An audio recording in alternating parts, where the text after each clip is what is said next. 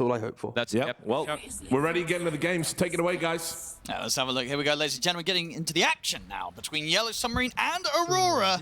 And indeed, can they do it with a draft that just, it literally has one stun? Yeah. Just the Rolling Thunder. Yep. Just one stun. It's versus Mobility Core, especially. Yeah, too. like, and it's not even just the one stun thing that I'm looking. It's lack of damage. The Viper is going to be the one that provides the most of it, right? Sure. Depending on how his lane goes, which on paper, unless the green GK just actually trades better versus him, it's going to be a lot on Rebel. I feel like he has to completely pop off. But yeah, definitely not the easiest to do. We've seen a couple last pick Vipers from many different teams falter.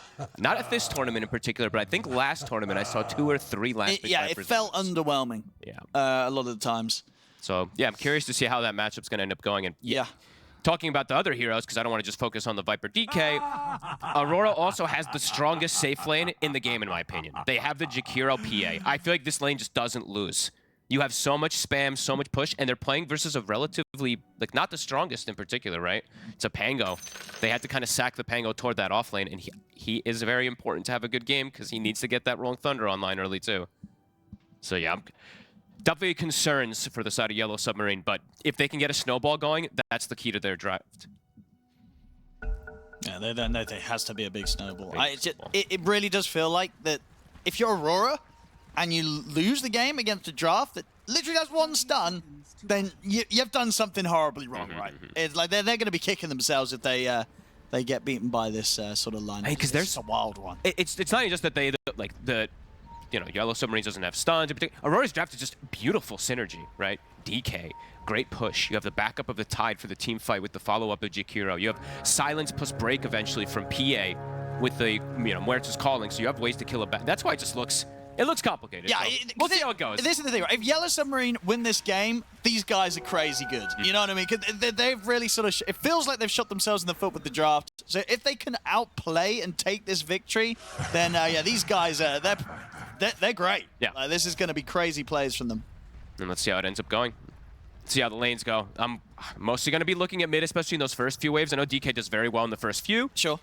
But yeah, it used to be the case where it's like level 3 hits and you can bully, but let's see if that's the case. Because Lorinov, a lot of people have been hyping him up. He's been looking pretty good in most lanes. Yeah, he's coming in as a very solid mid player. Just seems to know how to play pretty much every single one of these matchups, so. Bottom lane, this is a strong lane from the side of Yellow Submarine. The Silencer plus the Abaddon, it's very... Silencer in particular just feels excellent to bully nowadays. Sure. And if you throw a shield on him, you know, you could definitely see if I fall, be able to harass quite a lot down here versus Mira in Toronto, Tokyo. But this top lane, I feel like this is just, yeah, this one feels pretty free for the side of Aurora. They've got the double hit for the bugs that comes out. Jakiro is one of the better ones versus Weaver to kill them early on. And then they just have the PA, so they're going to be able to just constantly get the pressure out if anybody gets isolated in this lane, they're just dead in most. Well, that's the thing, right? Anytime you have this Jakiro, it just feels... Is he dead? Scooch in a second. He's going to be able to juke it through the trees anyway, so he'll be fine. Amaterasu! It's just constant. It's going to be constant pressure up here on the two of them, on the Weaver and the Pango. I mean, once they hit the level 2s, then they have to be so careful on Yellow Submarine. Especially with as low HP as they are. Like, Aurora will go straight for them. They both might die up there. I'm watching this lane because they're sitting around so low. Level 2's been hit. Yeah, this lane is going to be incredibly rough. But also looking at the mid lane right now, Lorinov's winning the lane. So 9-3 to the 7-0. Set level 3 is when the Viper starts to try to take over the lane, but I just don't know if I'm going to see that. Okay. I really think like Lorinov is very comfortable in this matchup. Well, good job we had the camera off top there. I know Panto just massively missed the dual breath by like 90 degrees. Really? Oh, okay. He would have had a kill with that. So, so a little bit of a saving grace there for Yellow Submarine on the top lane. If Panto's going to be off the mark with the dual breath. This time, it actually misses again on Amaterasu. Yeah, only gets onto Amaryllis. I mean, they'll get away, but that's pretty much just what they're getting. And they're obviously just putting no pressure onto the PA. You know, Nightfall's getting all the denies. He's 12-9 so far in this lane. It's very easy for him. But bottom, similar situations happening. It's true. You know, they're actually doing a very good job just shielding the Silencer. He's getting the harass. He's out of mana now on the Silencer. Can Amaterasu get himself away? Hey, there we go. And Rebel does get the dive play. Indeed. Gets in there, as you say, with the level 3. 2 points of the poisons. Too much for Lorinov. Can just dive the tower, take him out. First blood. Lorinov was handling it really, really well, to be honest with you, too, until that point. Tarasu still has 19 wand. He's surviving, but he's got 2 last hits. There we go. That's a third, and it's the money creep. On bottom, Tokyo, he's dead. Got him. And that's the brain drain, +1.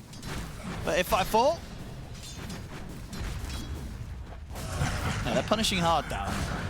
Yeah, I like this. I definitely like this response of what they did. I just like Silencer overall lately, quite a bit. Goes for the second point in the Glaives too, so all about lane domination is what that tells me. And yeah, so far they are definitely dominating that lane in a similar fashion as top.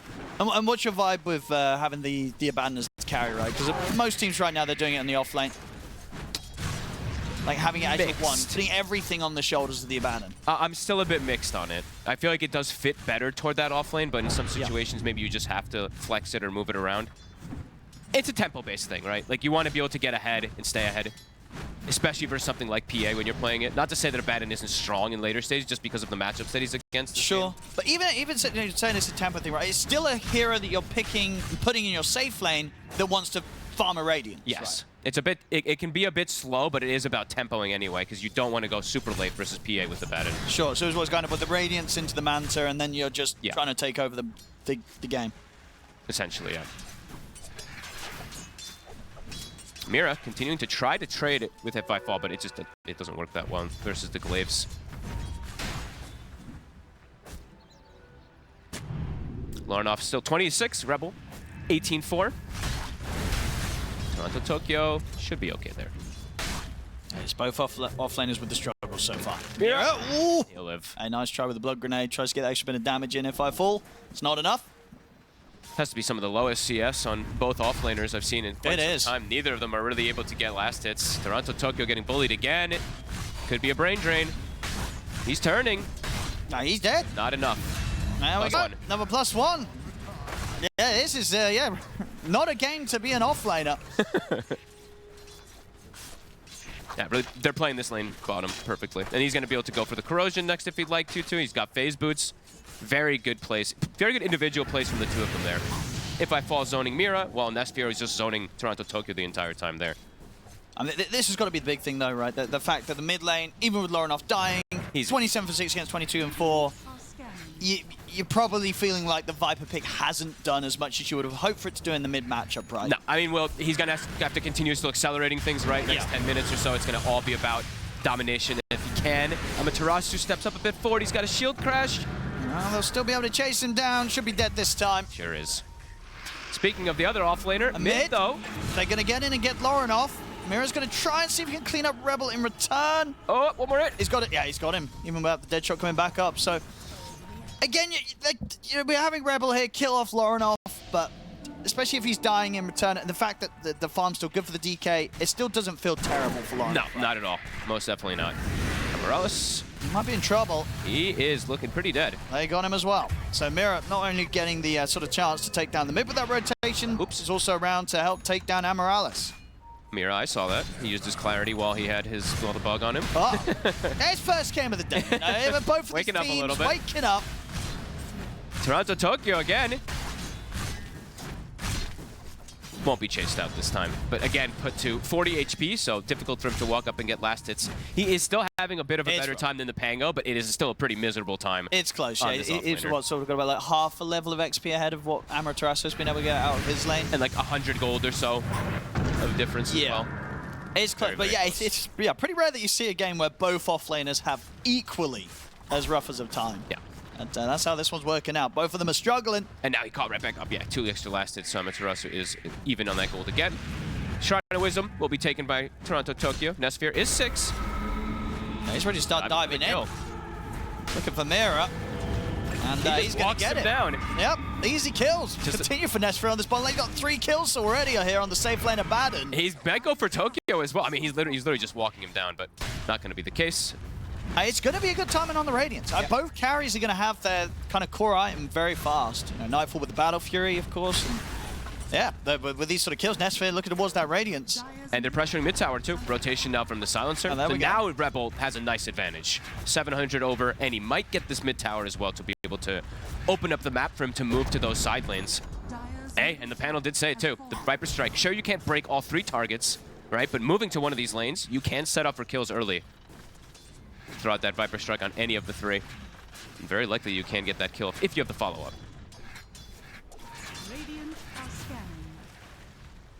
Arcane Rune. They want to try and go with this. Nightfall did go through the portal. He is coming back, though. They might be able to catch him off guard. That would be the big catch. He's had complete free farm so far. I mean, Rebel also has an Arcane Rune, so this is a very ideal timing for him to go for this wraparound. Oh, they know he's here. Nightfall.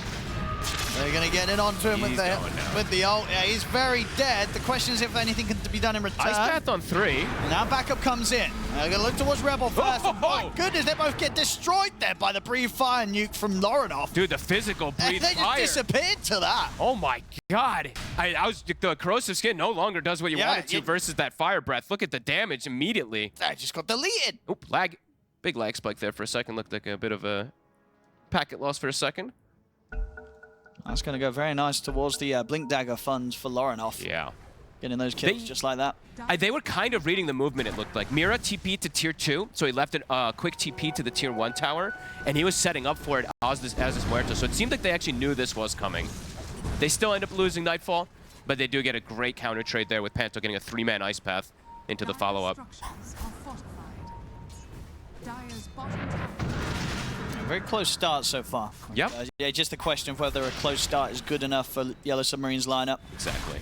All about that snowball with this draft. And first 10 minutes, things are okay, but in these next 5 minutes, feels like they do have to just, it's really going to be about that go time. Getting some early kills, getting towers, getting some pressure onto the map. And I mean, they are doing it, though. Look, they're smoking up again, so they are pairing up. They're looking for these aggressive moves. I think you have to pretty much just go off cooldown here with the Viper Strikes, trying to secure action. TP on cooldown for Lorinov for 10 seconds. Toronto Tokyo does not have a TP, so counter initiation might be a bit slow from them. They're going for the play forward, Rebel. Oh, they know that they're here. The Ice Path connects beautifully. That shot as well, into the silence, jump forward. It'll drop the Viper Strike down on towards the Jakiro, but indeed Rebel's already dead. And Morales is going to get some backup here for Nesfit. So they're going to try and look towards Mira, but Lorinov can hold him back with the Dragon Tail stun. Nightfall, still able to jump back to safety. It will just end up being the 1-for-1, and of course not a 1-for-1 that they'd hope for, really. No, you know, it doesn't feel good throwing your mid away to just secure a support kill. Yeah, Toronto Tokyo now going to get a TP in case for that next dive, but yeah, they lose the Viper. The Ice Path, I mean, this ability is just so insane now, but does land it perfectly again on top of him, and they get the follow-up. Before the shield comes out, it's actually split second from when Nesfear was maybe going to get the shield on Rebel to save him, but not quite there in time. Tower is getting pressured, though. Should be able to finish off that tier 1. And they can go for smoke themselves. They have a blink. It's super quick, right? 10-minute blink. And Rebel, did he show himself down there? I think he might have shown himself bottom. Another, I mean, this Viper can't die. One or two more deaths for Rebel. Yeah, your game just gets destroyed as a Viper. Oh, and they see him. They see him. And they go. Look how fast, I mean, look how much damage the Dragon does to him.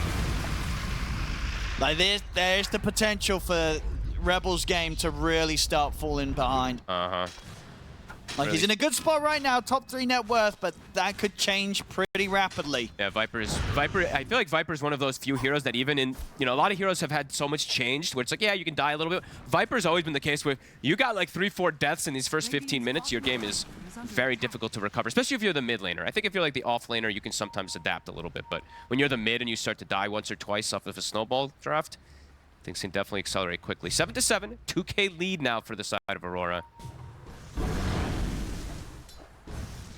And starting to see the separation and farm of those offlaners. Toronto Tokyo now is just cutting creep waves.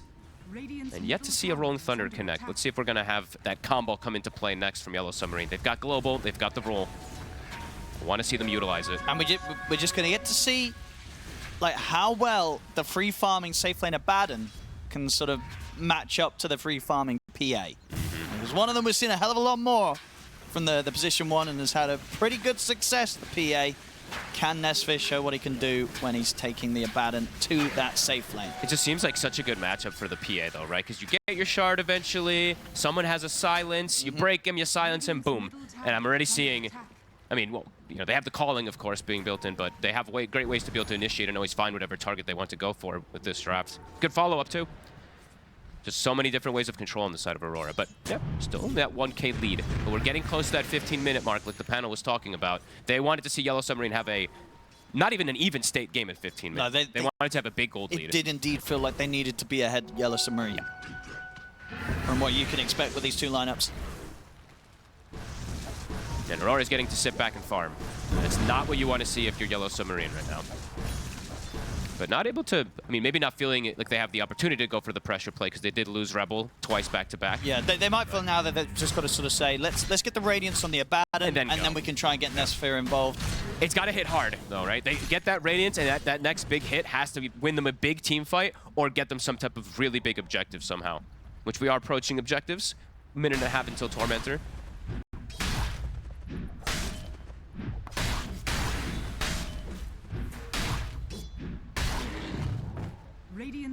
I'm seeing the pivot also from Amoralis. He was going the Vessel. Now he's like, we need more lockdown. He is queuing up the Atos on the Weaver. Yeah, so someone's got to buy it. Yeah, they have to have at least one extra form of catch. Otherwise, the PA, once Global wears off, he can just jump in and out of the team fights constantly.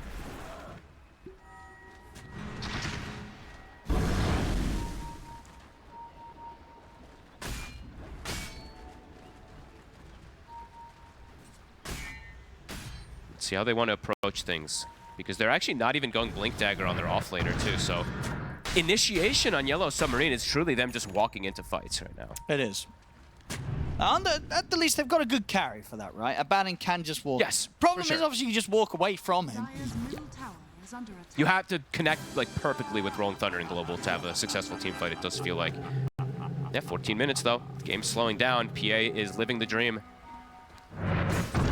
I mean, you've got to imagine, right, that Aurora will try and have the Tormentor in mind, right? Yeah. They won't just... I would imagine so. ...let Yellow Submarine get that for free.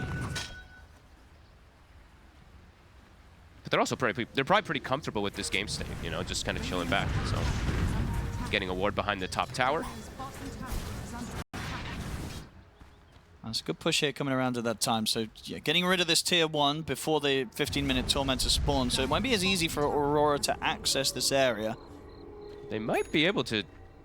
They might just be able to commit for it. Yeah, I mean, it looks like Aurora might be doing as you say. They're sort of like, you know what, we're happy. Yeah, they're like, whatever. We don't care. Yeah, they're like, the onus is on Yellow Submarine, right? Keep doing stuff, yeah.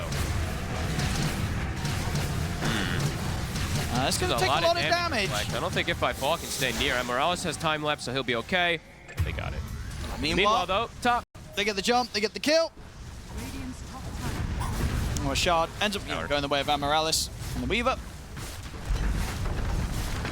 Not a bad Shard, honestly. It's not terrible. It sounds pretty underwhelming, but the support, yeah. What we've seen from these Weavers is they delay games, right? They just cut creep waves, so that's where the Shard can actually be pretty nice. That's true, yeah, clear in that. We'll get Tormentor. They will lose their Pango. See what their next play is going to be when he respawns. If they do feel like... Let's see if they do feel like they need to pressure, too, because they seem to be kind of now chilling back. Like you said, wait, they got their Radiance. Is that going to be the call for them to make these aggressive moves? Yet to see a Rolling Thunder. And do you think, you know, for Rebel, is this sort of a sign of struggles, or is this always going to be the plan? You know, having to go for the BKB straight after the Dragon Lance on the Viper, rather early. He is playing versus this Jakiro. It is a lot of control. It is a lot, so yeah. But it doesn't feel great, right? Does it, having to buy that? Probably not, but yeah, you can understand why, right? It's absolutely necessary this game for him to do that, because he's the frontliner as well with the Abaddon, so. Because he needs to be able to use that Viper Strike, right? He needs to be able to be like, I'm Viper Striking either DK or PA. Well, I mean, or I guess Tide if it's that scenario for it, but he can't just get Ravaged, Ice Path completely controlled without getting those spells off, so. I totally understand why he is going to go down this route. If it's going to work, uncertain. Okay, here's the smoke. Got to get some in with this. Need to start getting these kills rolling in again here. Yellow Submarine. They've got control vision around the Ancients here. Radiant's top tower is under attack. Panto. Nesphere is starting to run at them, has the Radiance off, turning it back on. Lornoff. Lornoff is helping get the blink off. Blinks right past them. Might be able to get some catches here, Yellow Submarine. TBs are coming in. Mira gets canceled. Panto will not. There we go. They got one stun there to stop Mira's TP, but it will just be Mira. It's 5 heroes for the... That is not worth it. ends up 5 getting heroes, and that's the thing as well, using the one stun that's now on cooldown for 80 seconds. Yeah. Heavy commitment, heavy rotation. But it seems like Aurora kind of knew it was coming, it looked like, with the way that Lornoff blinked backwards in the quick TP there from the Jakiro. Radiant's bottom tower is under attack. Toronto should be just fine. I mean, he it's the is thing, right? He had a farm in the lane, died a couple of times, but he's definitely got to the point now where it's going to take quite a lot to take him down as the Tide. You can see that they are trying to get these kills. They really go for it. are trying their They got best to get kills. Get kills, get pressure, slow down these timings. I mean, Nightfall is getting close to Manta. This is an item that we've seen a couple players go when you're playing versus the Viper, right? When you're playing versus that break, you can Manta dodge it. You can get, it's a lot of different things that you can do. Also to be able to deal with the global. Not your most usual PA build, but definitely understandable in this game. Lornoff's getting close to BKB too. They're gonna go for this Roche. I think should work. Because I think, again, Aurora probably just don't care. Yep, doesn't feel like They're like, whatever, you can take the Roche. Doesn't affect their game plan. Yep, they're just going for their own timings. This game comes out. And are they running out? Have they got any more smokes to make a play with the Roche? I want to say they have none left. I think they've gone through quite a few recently. Because they used like 3 back-to-back, so I don't see any on them. You see the couriers. No, not on the couriers either, so. Radiant's bottom tower is under attack. Aegis on Rebel, plus the BKB is the front line now. Wants to be able to hold on to this bottom tower. Liquid Fire. Not going to be able to bring it down. Panto, he has TP available, and he's out. As the Atos is literally being delivered, by the way. So Emeraldus, about 5 seconds more there, and he would be able to have that kill onto the Jakiro. Yeah, here we go. Now they can actually set up. Now they have Atos. Now they have another form of catch for the Pango to get the setup there. Heavy vision placed, though, from the side of Aurora. Look at these wards. Coverage completely on that left side.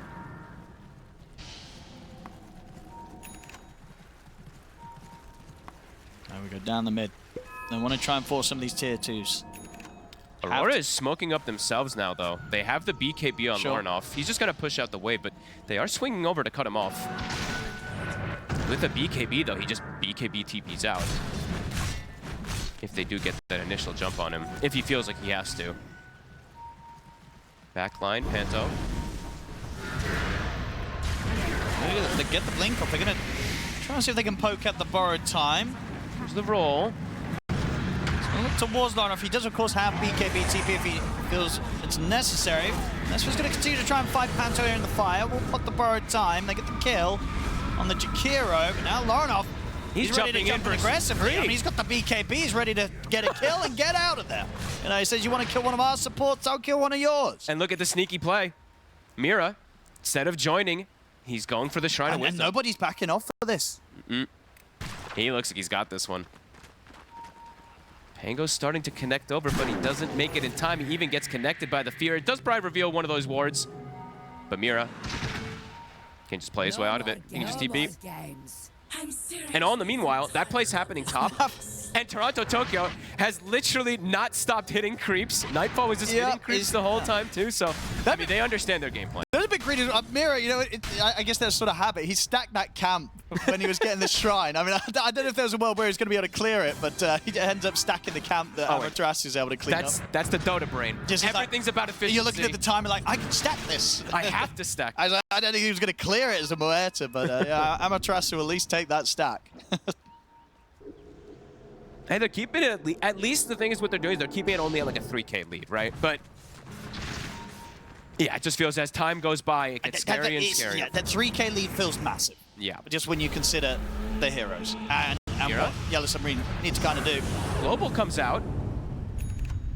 I mean, again, it's just a support, and they get 2 supports. I mean, do they get them though? They should. And Mira's still running. Atos is up though, so he should not be able to get out of here. But the cores. The cores just walk away, but they get some kills, at the least. Quite a bit expended though this time. That time it's the global and it's the roll to be able to get these extra kills. But the cores, they just run away. They just go back to farming on Aurora.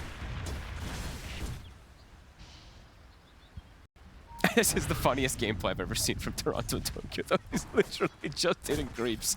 He knows. He knows. I don't care what's going on, he says. You know, Lornoff will be able to get the kill as well, just diving forward. Unstoppable on the DK. Toronto Tokyo, he knows. They know. They're like, know. all right, the Yellow Submarine can keep running up and down the map trying to make these plays, but, you know, I think Aurora, in their heads, they're pretty confident about the state of this one. Absolutely. I mean, Lornoff, he's almost level 18, and now he's at a big differential between him and Rebel, too, right? Almost 2,000 lead over the Viper. I just woke up. Leave me alone.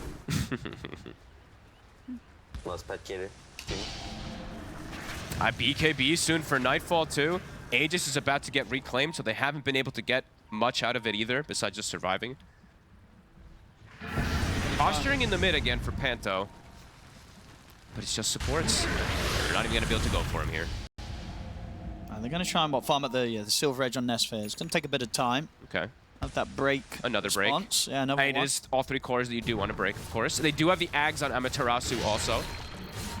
So they do at least have a next item timing that they have for this next team fight. But Aurora, I think they're going to fight soon. I think Aurora's going to look for the head-on clash when this BKB comes out. And that could get... For Nightfall.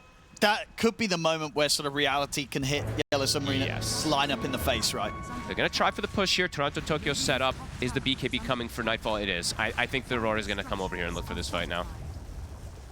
They actually can. And yeah, they feel very strong now. They should just be able to dominate them in the fights with these timings. Glimmer also finished up on Panto. They're smoking. Yep. Okay, let's see. Can Yellow Submarine get through this fight? This is the real test. Because if they don't, then it's a big uh-oh. Nightfall looking for the backlines. Rebel, they see him. They're going to find the jump straight away. They come in with the Ravage as well. The Globals come out, but it's not really going to stop much. We'll give Nesphere the chance. No, they've got the Atos. He's not TPing out. He's just dead as well. That's reality hitting them in the face, Fog. Truly is. Patience from Aurora. Yellow Submarine did try to make these smoke moves. They tried. Nothing. It wasn't connecting at all. And Lornoff, an interesting build that he's deviated toward. Moonshard. That's his 3rd item on the DK. He knows. That's pretty cool. I think they know, Fog, that this is just a very, very difficult one for Yellow Submarine's lineup. He's playing it to perfection. The first Ravage of the game. And it might just be a game decider. It connects onto just 2 heroes, but it's more than enough. Tormentor gonna be respawning pretty soon. Amorales in the area. They're gonna look to contest. They're bringing everybody. They gotta try. They have to There's try. no Ravage, so it's like they have to try and throw things into this, see what happens. Panto, they've got the slow on him, but they can't get to the Jakiro.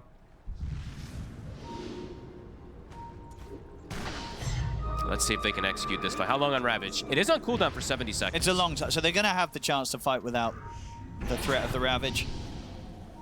The question is, does Aurora even need the Ravage, right? Probably not. Next upcoming fight. See the wraparound. The ward is down. Are scanning. Trying to find the angle here. Smoking up. Running directly into them. Get spotted. They're gonna jump the Weaver first. Try and burst through him, they'll kill him. From the BKB, they're trying to focus Toronto Tokyo. Can they kill the Tide? They can. They bring Toronto Tokyo down. Lost Rebel. Nightfall. And Nightfall's BKB now comes to an end. See the buyback time lapse here coming through from Amorales to try to get back in the fight with the Ice Path. Catch on to both the Pango and the Abaddon. Amaterasu, he'll fall. Panto, he's got the Glimmer out, will die. Nightfall and Lornoff Katina stand strong, clean up the Abaddon, turn towards Amorales, who fought back for this. He'll get the support kill, but they get team wiped as Lornoff and Nightfall survive throughout it all. Toronto Tokyo will take that all day. He's probably like, they're killing me and I don't have Ravage. My cores are just free roaming. Nightfall is just able to reset twice inside the fight because they don't have this extra lockdown. BKB's jumps to the left side, kills the Silencer, jumps back in after finishing off the Viper and Silencer as well. And they just don't have the answers. They do not have the answers. They don't have the answers. They needed to get more done in those first 15.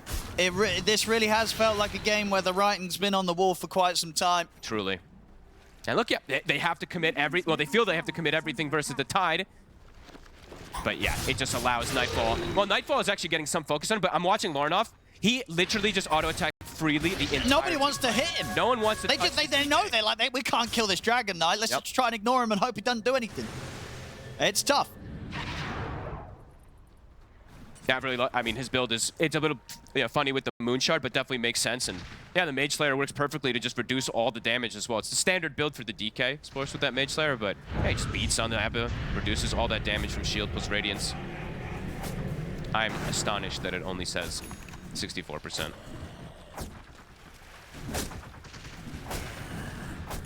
So how close are we looking on the Silver Edge? Still quite a while away for that additional break chance. And they, even with that break chance, is the damage now at this point really going to be there versus... it's not. It's not. You're Satanic PA, right? Satanic PA. Tidehunter now has almost a BKB as well, and DK is about to have Daedalus. So a true damage item is about to come out for Lornoff after this Moon Shard. Nemesis Curse also picked up for the 2 cores that were free attacking in the whole fight. And yeah, breaking some much faster than the average we see there from Nightfall. Incredibly farmed.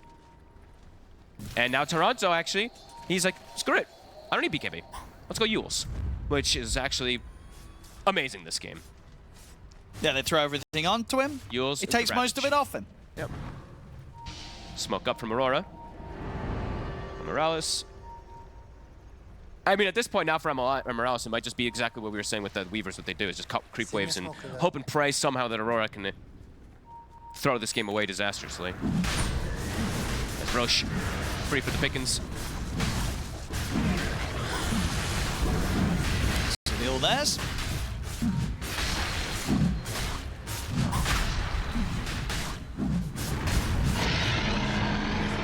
Just for Nightfall. So yeah. BKB Manta, Satanic Aegis. This PA ain't dying anytime soon. No. Especially not with the supporting cast that he's got. He's got so many different things to help him out here. Morales bottom wanted to maybe go for a steal there on the Shrine, but can't quite.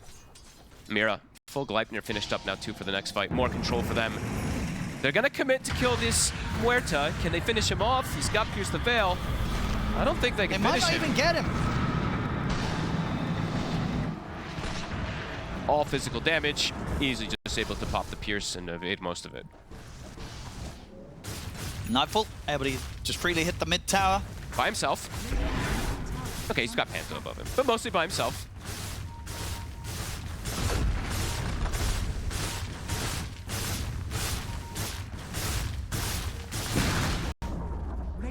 Nesphere.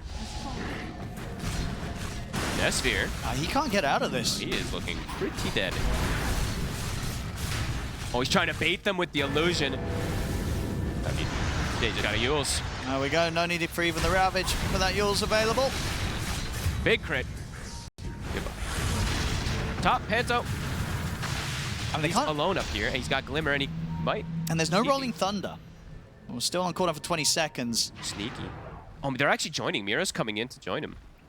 He didn't even TP out. He feels he's confident. Fine. Perfectly fine. They're just not able to connect and sort of challenge even the supports now. And if I fall, the 2 supports might challenge him.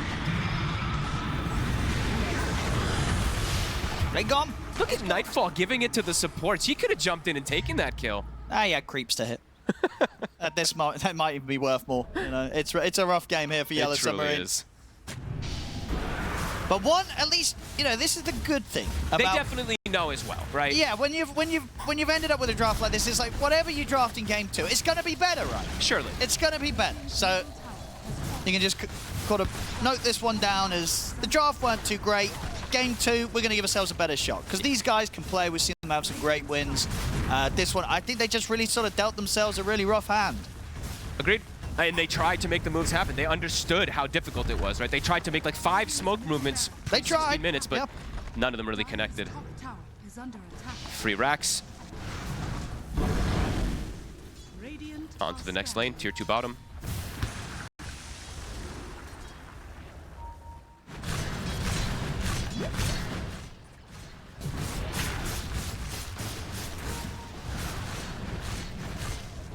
Well, let's see. Where do they look for the final stand, the Yellow Submarine?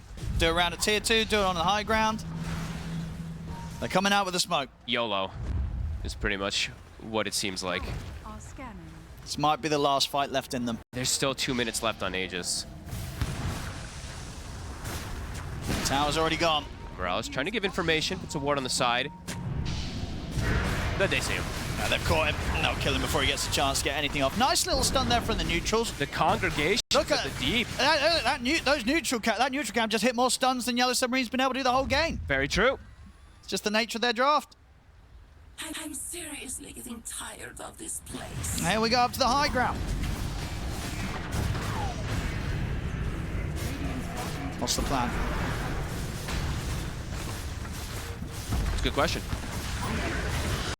Oh, Abandon will get the borrowed time off. Lorinov's in with the BKB. He's going to look towards If I Fall first, take out the silencer, jump forward from Nightfall. Amaterasu's not even able to get the Rolling Thunder off. It's over. They've had enough. GG's called. Game 1 will go to Aurora. It was a rough one. A true but, beatdown. As I said, the silver lining for Yellow Submarine, it can absolutely be, hey, this draft, it was a risky one, to put it kindly. To put it nice, yeah. And try something different next time. sure, and also for Aurora, like, they kind of got everything given to them, right? Their draft, you look at it and I'm like, these are some of the best heroes in the game at the moment. We've seen this DK currently rising more and more with the Green Dragon.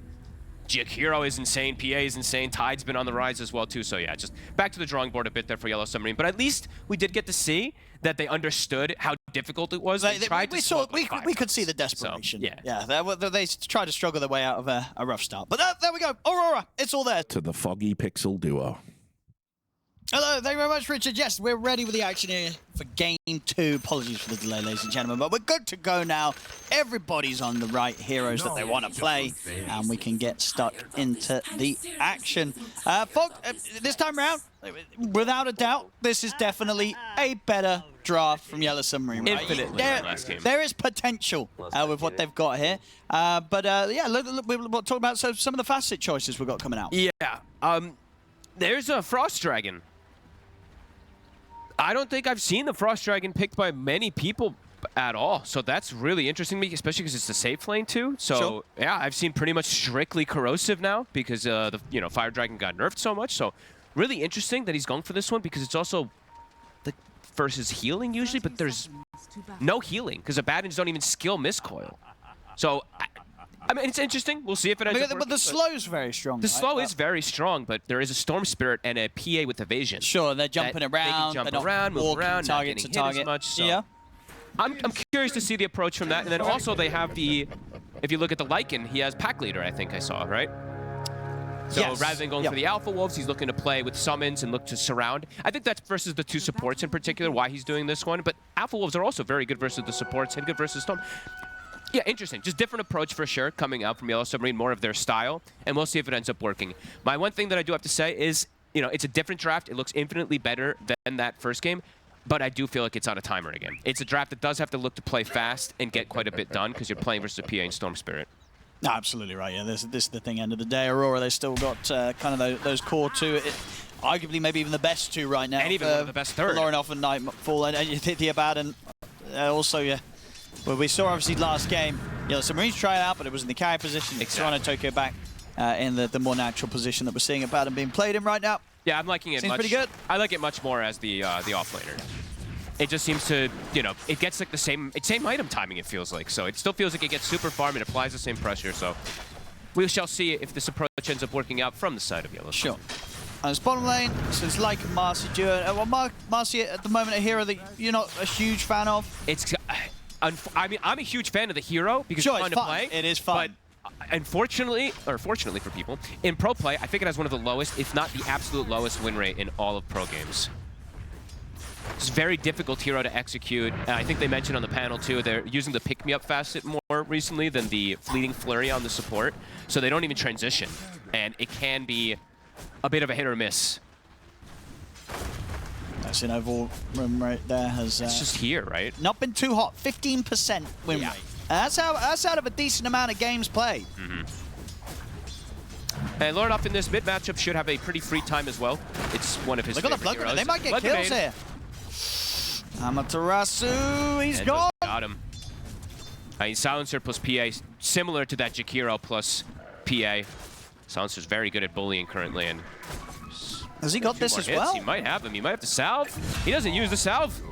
Salve would have saved dropped him? I think the Probably ticks would've, right? during the hit distance, so he loses And brain you got to drain. protect your brain, right? That's exactly it. You don't want to lose the brain. No, he's losing a bit of his brain. And look at Panto instantly. I like this. He buys a no talisman and a windlace. So he's going to look to dominate this lane on the silencer after getting these 2 kills on the 5 position. I like when players do this, is they get the stats and they're just like, okay, now I'm truly going to bully because it gives me the mana regen to continue applying glaives. Hot start for Aurora. And they get the pull off. It's a half pull as well. So Panto doing exactly what you want to see on a 5 position in these first 3 minutes. Half pull, so it's going to deny the entire wave, and it's going to have the creep wave under the tower, and he gets 2 kills. Yeah, it just feels very hard now for this Marcy Lycan lane to get aggressive, right? Without the threat of them, you know, Panto and Nightfall just turning and killing them. Yeah, because even if they go for Panto, right, which is the only one they really can go for now at this point, it could be very problematic for them. Mid actually, yeah, even. So Rebel, he's handling his own versus Lorinov. I've seen Lorinov do very well versus some of these Pangos when he plays his Storm, but this time around it is even.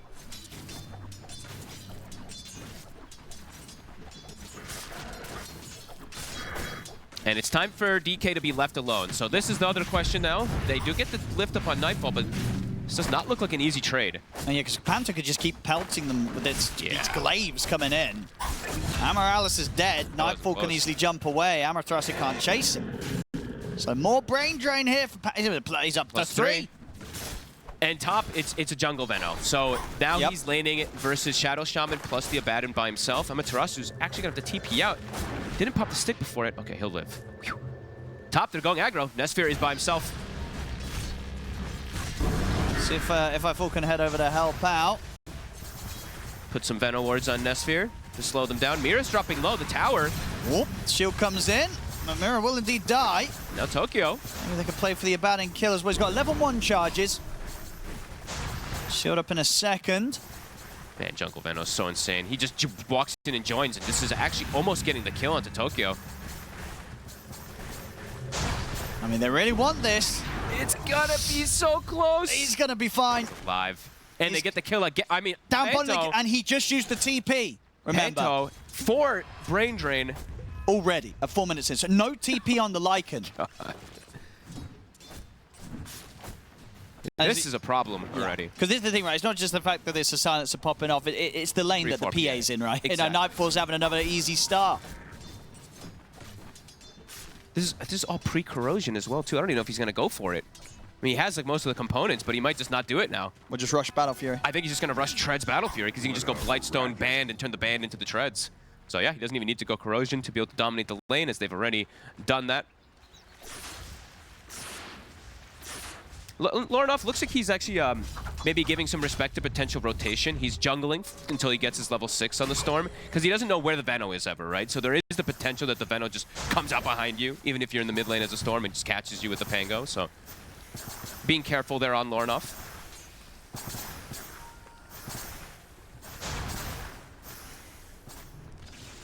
I mean, but it's not a full-out jungle Veno, because he did have to go help his DK. He did turn up and help him, yeah. He's not level 6, so usually what we see if it's a full jungle Veno, they hit 6 right now, around the 5:15 to 5:30 mark, and then they make that big move. So it's been slowed down a little bit, but he did help his DK, which was necessary. Speaking of the DK, he helped him to, you know, protect him to get that kill trade, but he's not able to get any elastics up here. Now he's getting the rotation. He is getting surrounded. 3 heroes versus the 2 at the moment. Pango roll is online, but he's using it in the mid lane, and Lorinov has hit 6. So easily able to dodge it. He's going to look to try and go for the 6-minute power in. Rebel will be able to get that. Smart plays really from Lorinov to make sure that he gets the 6 nice and early. Top. They're going to TP in. Amarallis looking to help out. They go for Toronto, Tokyo. They're going to get it. And they can turn to Mira as well, but the 4 of them, they'll be able to pick the 2 kills up easily. Double kill for Nesphere. Heads up move there, Rebel. Instant TPs with the haste, or instantly gets up there with the haste rune to be able to join his allies. And he did get both last hits on Nesphere, right? So very necessary. He was down to like, I think he was bottom of the cores right before he gets those 2, so now it does get a nice little enabling boost. Well, they're going to look to try and go for Amaterasu. He's got the TP available, so yeah, straight away TP. Still brutal. His timings are going to be slowed down so much. He wants to be able to get the summons, the Dominator, the Overload, to be able to deal with these pesky supports that suffer a lot versus those summons, but it's slowed down a lot. They're going to come looking for him. I don't think they make it Maybe. their time. Top Okay, they were Tokyo considering it. Don't get him again. shield. So once again, both offlaners having a bit of a tough time. Radiant's top tower is under attack. Rebel did see if he could find a chance to make a move down here. And those kills really matter. They almost completely fix this early game. It's just the bottom lane that's still that big problem. And the Lycan, overall in this game, once he gets the Dominator, it still is a problem for Silencer and Shadow Shaman. But yeah, slowed down by a significant margin. So Nightfall is going to be the one that's most happy out of all this.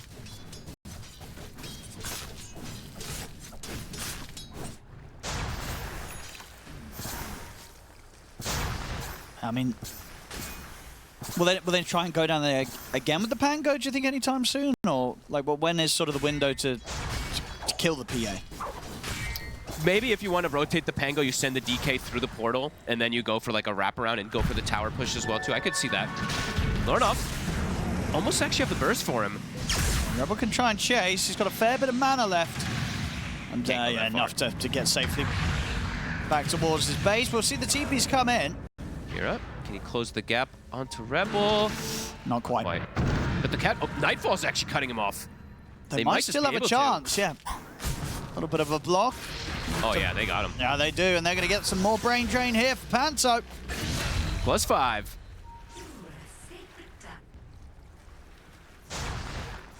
A little bit of an over-aggressive play there from Rebel, attempting to go for Lawrence. Oh, they can try. He's still not hit the Toronto. 6. That's an again? easy one. All right, there we go. He is... the two supports on the side of Yellow Submarine have hit the 6 before him. Under attack. Put some pressure onto the tower top as well. Nesfair in the dragon form. He is actually struggling in this exact same fashion as the Lycan now at this point. You know, the offlane thing that happened in the last game, initially it wasn't happening until these last few moments. Are fortified. Radiant's top tower. Now it looks like Aurora does want to continue looking to shut down this Lycan. They've got the log grab from Mira, level 3 shackles at the ready. I guess with and this is the way nowadays. What with the safe lane DK, you don't go for the Armlet Mask of Madness, you go for the Maelstrom build. I don't know with the Frost DK. Yeah, I guess, yeah. Maybe it's some different adaptation that he's going for. Global. They're going to pop the Global just to get this dive in and make sure there's no backup. Punish the Lycan once again. Top. Again, he's still level 5. They should be able to get him with the Unleash. Very dead. Both offlaners not having a great time. Having a miserable time. 4 deaths on Toronto, Tokyo. 3 on Amaterasu. Mid lane Rebel also getting a good trade onto this tower here. He might be able to finish it off with the Marcy near him. And he's about to have Diffusal done, so his timing is really good versus this... Dire's bottom Hey, a lot of heroes that can suffer versus Diffusal as well in the early game. Not the Storm so much in particular, but the other 4. Radiant's middle tower is under attack. Infinitely better than that last game. Absolutely.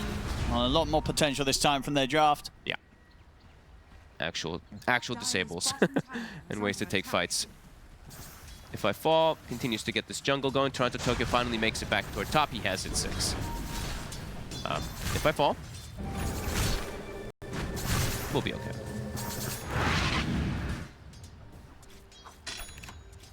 They're still looking to see if they can trip them up mid, but well, that's difficult.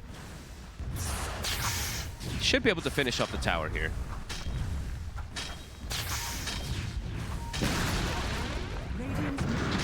Let's see what they can get here next. Look to move around towards the bottom. See if they can catch Nightfall. Oh, okay. That's fair. It's going to try and get the lead in. Aurora on the retreat. Mira probably the one to be left behind. I'll try and shackle the Centaur to stop the stun, but he won't be able to stop himself from dying. Should be able to get Panto. They want to go for the bigger kill. They're going for Nightfall. They've got the angle here. Good bounces with the Rolling Thunder. They've got him. They've got the control.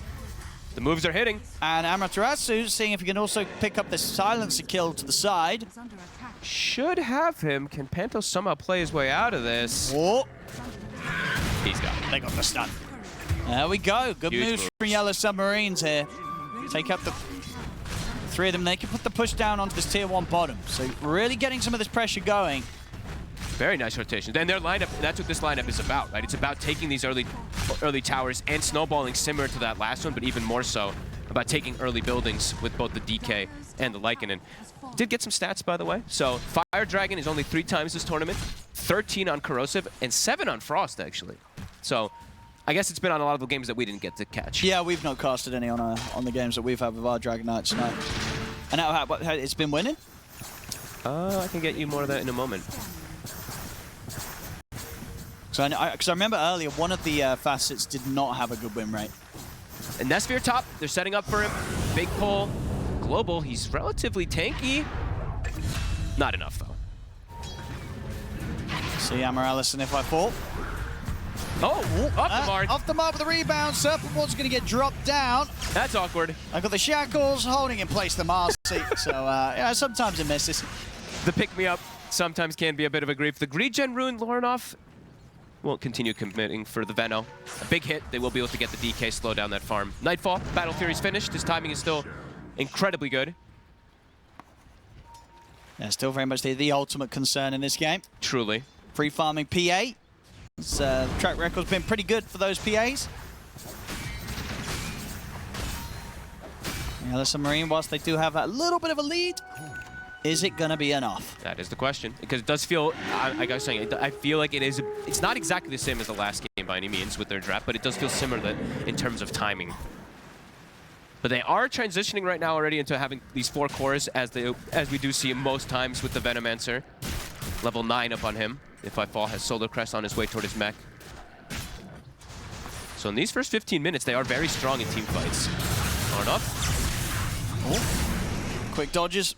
Very close to getting caught. If he gets hit by the rebound, he's they can combo him down with the Rolling Thunder. They're going to try and go for the move here now, Yellow Submarine. Look towards top. They burned a lot of Lorinov's mana there, so they know that he can't respond to any movement that happens. So instant smoke to top. Been able to make life pretty tough for Toronto Tokyo so far this game. Hey, it's a tier 2 that they have to TP if they want to help. And it's a Shrine of Wisdom too that they're looking to steal. Aurora's bringing more. They're bringing in the TP backup. Toronto Tokyo's got the borrowed time. Panto's going to get caught here as well, so the silence is out of the fight. Red Bull continues to roll in. Dragon Tail follow up. They'll look to try and finish off Mirror. They'll succeed. Toronto Under Tokyo's the going to start tier 2. running. Lorinof's going to try and fight back. So the Vortex pull back onto Nesphere, but Toronto Tokyo's gone, and Lorinov, he's now alone. He can't fight this. So again, Yellow Submarine outnumbering Aurora in these early fights. They got the catch on the 2 supports with the roll. That was actually perfect. Even though Lorinov TP's in, doesn't look like Nightfall wants to come and join. He just wants to be able to hit the creeps, not risking his life up there. Good aggressive move. This game, the moves are hitting, actually. Last game, they tried to make these smoke moves, but it was limited for them to actually connect on it. This one, 3 or 4 of those smoke moves have connected now. And their lineup taking these towers, taking early Shrines of Wisdoms, Tormentors available for them as well. And very close to having that Helm now for Amaterasu. That Ancient is going to be a problem for them to deal with. Aurora, they're not afraid of looking for fights though themselves. They've got the Global Silence ready to go, so they'll head down towards the Tormentor area with this smoke play. They want to contest it. All ults available. Borrowed time back up in 20, so Toronto Tokyo has to be a little bit patient how he walks in.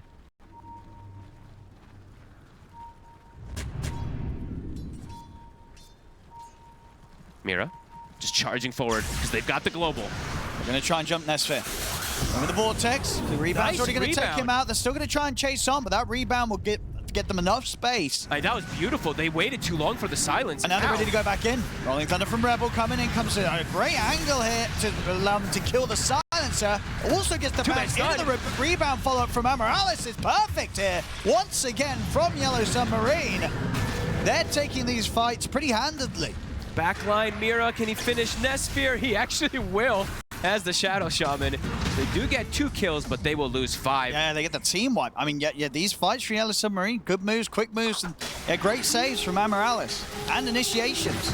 He's in and he's out. Both of those plays from him were actually so beautiful. They hesitated on the global a second there on the side of Aurora. It allows him to get the rebound reset, and then, yeah, they can chase forward. Beautiful fight. Couldn't ask for much better. I mean, unless Nesphere is able to survive, of course, but right here is where you can tell Aurora's like, uh-oh, this fight is already a big problem for us. We are surrounded, Veno's behind us. We're getting completely sandwiched on. Yeah, a good sort of angle from Rebel, just kind of rolls through the entirety of the fight, gets the back lines, and yeah, we say just the fact that Amorales is following him, ready to get that jump off after the Rolling Thunder and keep them locked down. It's looking really good for them now. Some big kills they've been able to get. Toronto Tokyo has actually completely pivoted away from going towards this scaling routine now as Sabaton. He's gone Blade Mail. So no Radiant's going to be coming up for Toronto. He is very much so the bottom of the cores. Almost becoming that support. 0 and 6 for him this game.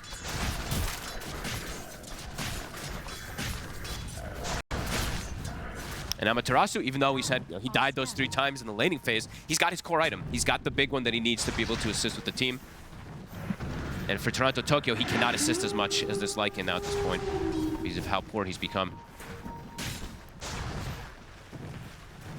If I Fall has also now surpassed the Storm Spirit after these moves, after obtaining the Shard.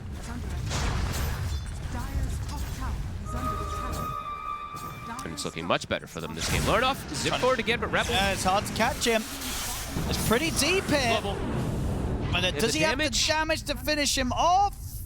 He's still alive. Close. He got him. He'll finally get him, but he had to use all of his mana for this Lorinov. So And whether he gets out, cannot get it right. it's going to be a trade. And at the same time, Amoralis did end up finding Panto. So at the end of it all, it's again just Yellow Submarine getting that much more.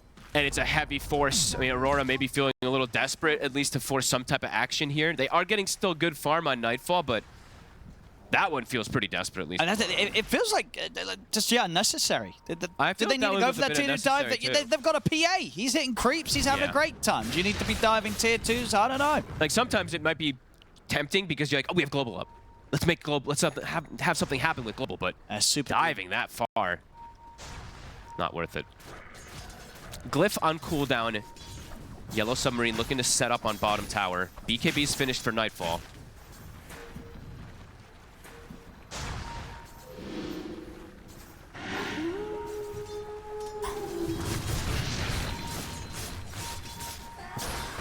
Nightfall. Ooh. Very close to getting that. They are bringing the numbers down here because they do want to try and fight whilst the global's still on cooldown. Global cooldown, tower low, no Glyph. They're getting the surround here. Who they're going to find first? You see Rebel jumping in towards the back lines. They've got the stun on Toronto Tokyo. Nightfall tries to turn towards if I Fall, but the angle's there once again from Rebel. Nightfall has to put the BKB in. He has to run. Jumps back towards the supports. We'll be able to turn and help them take down Amoralis. Toronto Tokyo, he really is just the sacrifice this game. And they're not able to push him off the tower. So 19 minutes in, tier 2 bottom falls. They get a kill on the Marcy, but they lose way more out of it there on the side of Aurora again. Yeah, Yellow Submarine. Yep. So you see, with a much easier to play draft, we're seeing them. I mean, yeah, this is the thing, right? We knew that these guys could come out with a much better performance. It just really was that game 1 draft was not it. But here we have them now, looking way better and showing us, exactly why they got as far as they have so far in this tournament, knocking out the teams that they've done so far. And Amaterasu, I haven't been highlighting this too much after the laning phase, but he's done a really good job of stalking them with wolves. He's been very annoying. So they try and get the jump here around the mid, but again, they're not quite ready to fight here, Aurora. Mira gets torn apart here, no chance of a TP away. They just have to full disengage. I mean, these supports just can't play versus the Lycan. Yeah, full Greaves now online as well. So they've got all the tools really. Like, yeah, the team fights are just not it right now for Aurora. And it's Greaves on Venom. And, I was mentioning how Morales, sometimes these Marcies don't get the best type of scaling nowadays because the pick-me-up. And they don't have the Fleeing Flurry, but he actually is about to have BKB, and he did get blessed with Brigand Spade. So they're transitioning not just from a 4-core lineup, perhaps into a 5-core lineup. It's Aurora. The smoke top, and they do have the global. But it's still hard to fight around the pit. See who they can catch. Nightfall leading the charge. LaRoche is getting low. And they go. There's the global. The time with the Vortex. They're going to try and jump and get some kills here on the way towards stealing the Roche. Towards Nesphere. Roche towards Lorenov's able to steal the Aegis. So Lorenov will get the snatch. Can he get the kills though? He's going to turn back in towards it 5-4. He's pretty low on mana here, Lorenov, but they've got the Hex locked down onto Amoralis. They'll clean the Marcy up as well. Aurora, they make the steal happen. Lorenov, they don't get the kill. They snatch the Aegis, and they are able to take the 3 kills, only lose 1 themselves. It's a big one, Nightfall, but still, the numbers favor them, and the Aegis stays intact. So they're going to have the chance now to look for that next team fight with an Aegis. That was absolutely massive. I mean, Aurora completely getting themselves back into the game, even though there's a 5k lead for Yellow Submarine. Yeah, with this Aegis now, Lorenov can feel much more comfortable picking and choosing his target and just full committing for them, and maybe even just giving his life once to kill off one of those targets. Yeah, we'll see it again. They got a lot of cleave damage. Look at how stacked they were. Yeah, that's true. Coming in with those first few hits from Nightfall in there, Lorinoff knew exactly what was needed to do, saw how low Roche was, so turns his attention back over to just finishing that Roche. It doesn't get the last touch on it, but is in position to immediately pick up that Aegis.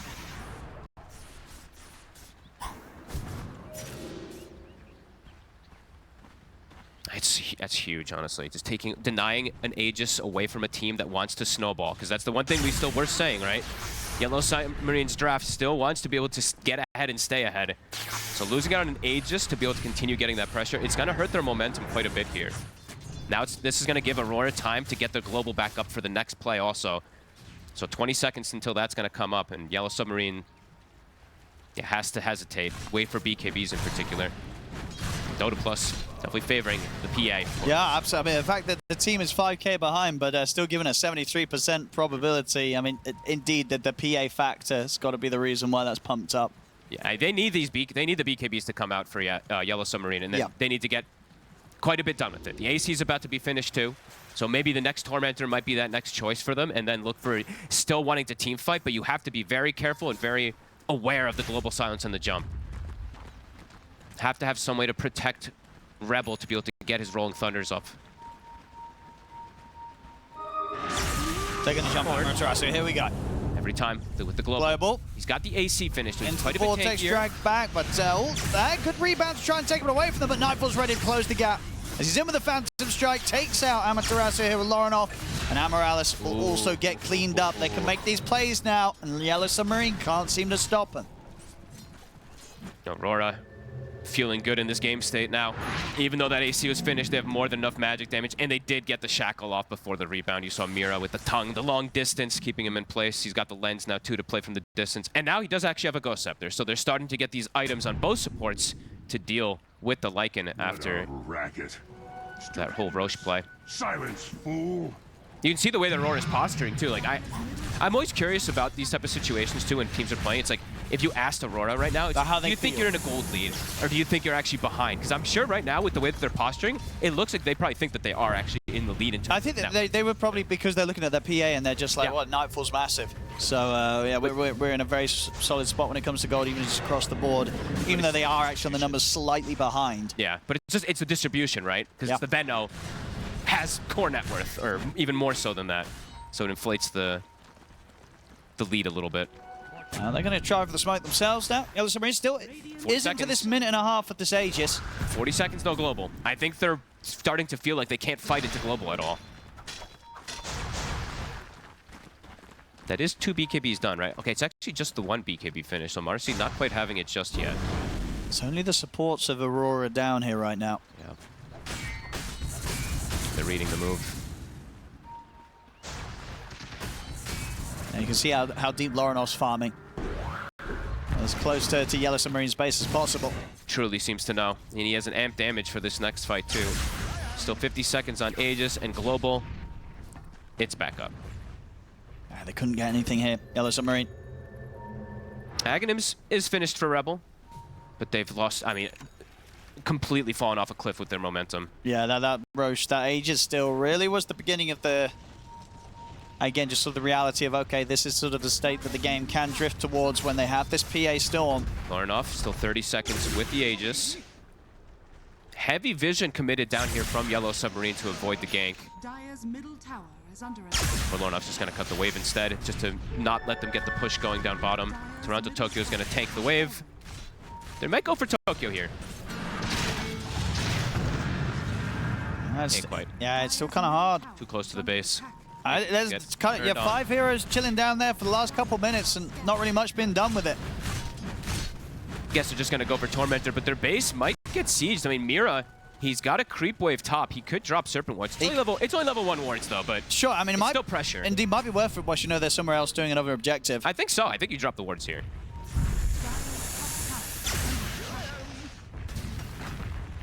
Another creep wave's coming in. They have a catapult up here, so it's actually going to do quite a significant amount onto this tower. Yeah, they're not reacting. Maybe they're afraid to react because of the potential global instant jump from Lorinoff. I'll put the fortification now. Okay, they're going to start TPing over. There's a ward to scout them, though. Mira did place it. more than half of the tower, though. Very good usage of a level 1 server ward.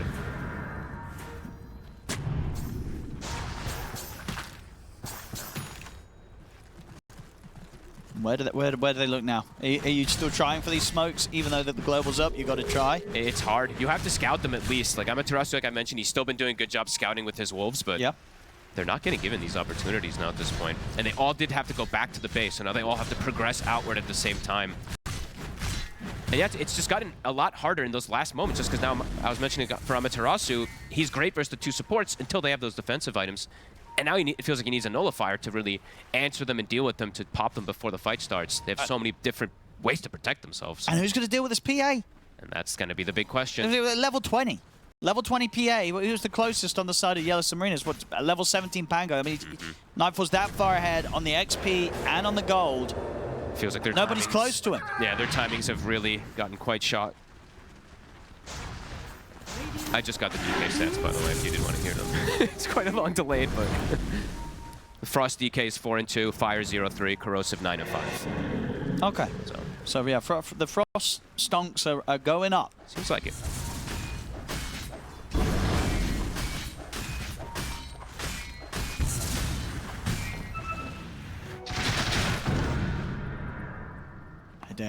It does feel like it's drifting into sort of a similar spot as that last game, where it's like, getting harder what's next for Yellow Submarine? Yeah, the game is just getting to that point where you don't want it to get versus a PA and a Storm. See if they can get the catch to stop this momentum. This is probably their most important fight for the side of Yellow Submarine. They have to find something with the smoke. Dire are scanning. Smoke coming out. Toronto Tokyo actually getting himself a Blink Dagger. He's looking to join toward his team. They're claiming the high ground. Dude, actually going through the portal. I'm looking forward to this, though. Which one? What do you make of the Pango build? Of course you're looking forward to that. He's not going to do it. What do you mean? Why wouldn't he do it? Coming through the portal. Anyway, let's see what we got. BKB straight up with the unleash. They're going to lift to Toronto Tokyo, but not for the jump. Global Silence is the roll came off. Okay, see what they can get with this. Back across towards Toronto Tokyo, but they've lost Morales. Toronto Tokyo still has the borrowed time. So a lot of focus there was put onto the Abaddon, and Toronto Tokyo is still fine with this. Back in. They can absolutely get back in. They are looking for Nesphere. They jump the Dragon Knight, Nesphere to fall, the Shackles onto Rebel, he's gone as well. Aurora has done it. Big fight. It feels like they have. I mean, Yellow Submarines, they try, but a lot is thrown down onto this Abaddon that Toronto Tokyo doesn't care about at all. The only one they kill is the Silencer, but he already got to do his job. You know, he popped R, Global was used. Honestly, too, I'm waiting for this fight recap. I know, look, it's not coming up. They actually got the Rolling Thunder off pre-Global, too. It was actually a really heads-up play from Rebel. He goes through the portal, instant blinks to the side, and then just starts the Rolling Thunder. So it's actually a pretty decent approach from Yellow Submarine, but yeah, they just got kited, right? They just got resetted out of the team fight. Storm and PA both jump out, wait till they get the Rolling Thunder to be inactive, and then Mira disables one target, Storm disables another, and they just, yeah, they finish off that fight. Aurora. Is truly understanding their timings this game. Yeah, we'll see that again on the replay. Just like they were ready to go. They wanted to look for this, but very split on the targets, and they just couldn't really get anything big. Like the positioning as well. Nightfall and Lorna are able to just freely kind of jump in and out of the fight. You know, they wait out the sort of the major cooldowns. Exactly. And then as soon as they seize the chance here off the back of Mira's Hex onto the Dragon Knight, they just get back in and clean up. And now they can get the secondary Roche as well. Well, they didn't get the first last hit, but they got the Aegis, and they'll get both that Aegis plus banner for this push. Just seeing, honestly, in that fight too, seeing a bit of a lack of damage on Yellow Submarine. They couldn't really stick on the targets because of it. They're hitting Toronto Tokyo, but that's kind of what he wants in those fights. Vanguard for Panto. Okay. Going the Crimson Guard. Just be able to protect himself, him and his buddy. All right. Him and Mira in particular versus the summons. Well, sure. have it. Why not? Innovative builds coming up this game. Unfortunately, he's not queuing up the Battle Fury anymore. Rebels lost I told you way. he would not queue up the Battle Fury. Dire's bottom tower is under attack. No way you do that, ever. Maybe if you're against the Nature's Prophet, you know. You got to get out of that Sprout. No, because there's no more Sprout no Sprout leash. The So tower you just doesn't get exist out anymore. anyway. You just walk out. It's a shame. Is that a scan that connected? I think it was, actually. Lornoff. They know he's in it. Scan on the left side, but Rebel plays it safe, blink south. Radiant's top Okay, nullifier finish. So now Amaterasu has a way to stick on supports. Yeah. But they are quite a bit tankier anyway now as all this time has progressed.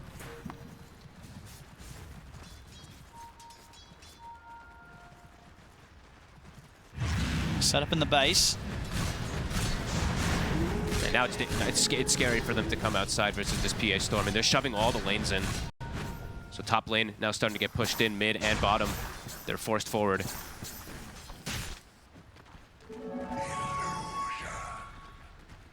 See what they can get done. They've got, you know, it's a better chance than in game one.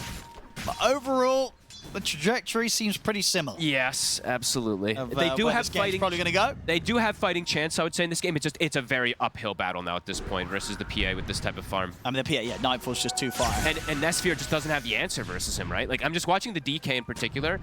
His damage is just not really there versus either of these two horrors, the main ones. Looking for that Bloodthorn, but it's going to be quite a way away.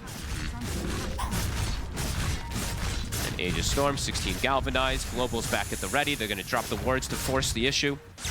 Nightfall's here. And they're in. Forward. They've got the Global. They're going to be able to get the catch on the Amaterasu outside of the base. Nightfall's ready to come in with the follow-up damage. Hex to follow up. There's no saving him. Amaterasu goes down. Try and jump the back line. They managed to get the connection onto Mirror. He's got the Ghost Scepter. He's going to be fine for now. They'll continue to try and control him with the Rolling Thunder, but Mirror's able to blink out. He survived. They couldn't even kill the Shaman Fog. Oh my god, and Nesphere ends up going down at the end of the BKB. Oh, they're ready to dive. Forcing them back to the fountain. Mira. It's a bit deep. Yeah, I mean, he trusts in his Ghost Scepter to protect him if necessary. They'll throw some tips out. I like that tip. He's like, yo, you're confident, man. And he does have shield. He does have Gale Guard and the Ghost Scepter, so.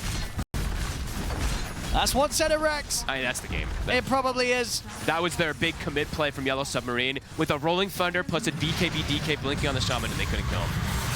Rebel. He's going to get caught here. Is there any way to get him out? They've got the rebounds. Try and drag him back to safety. Dispose as well. But Rebel, can he live? No. Nightfall's in. Finishes off the job.